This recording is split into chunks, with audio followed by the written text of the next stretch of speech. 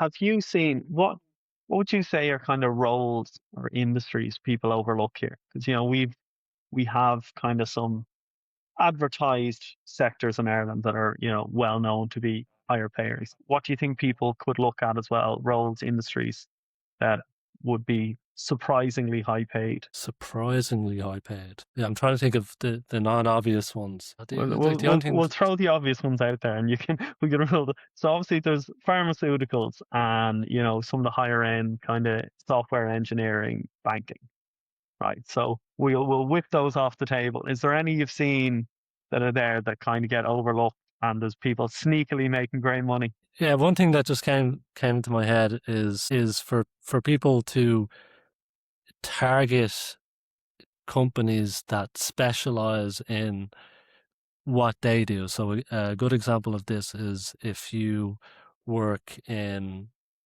that, the software developer example, you're better off working at like a technology company like Apple versus a pharmaceutical company like Procter and Gamble, because you're at you're at the you're at a place where they're optimizing for the skill that you have. You'll find people will work in random companies just because they're hiring, but their job title isn't the most important to that company. So trying to carve out what those companies are for you is one way that you can kind of maximize your pay for whatever you specialize in. Depending on the type of industry that the company is in, they'll have different budgets for different roles. Taking a pharmaceutical company, Procter and Gamble have one of the biggest budgets.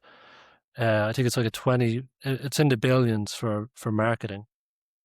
And so if you're a marketer, like that's probably your number one choice Mm. to in terms of getting paid the most amount of money as someone who's in marketing, because they're spending the most amount of money on marketing. Versus if I work in IT, it wouldn't be the highest paying role I could get working at Procter and Gamble. It would be at, one of the tech giant companies. It comes down to specialization and figuring out who values your specialization the most. I think that's fair. Like I would say like I talk to people in finance and they could be looking at a role which is like, mid-level manager in some of the larger banks we have here, Citibank, Goldman, whatever.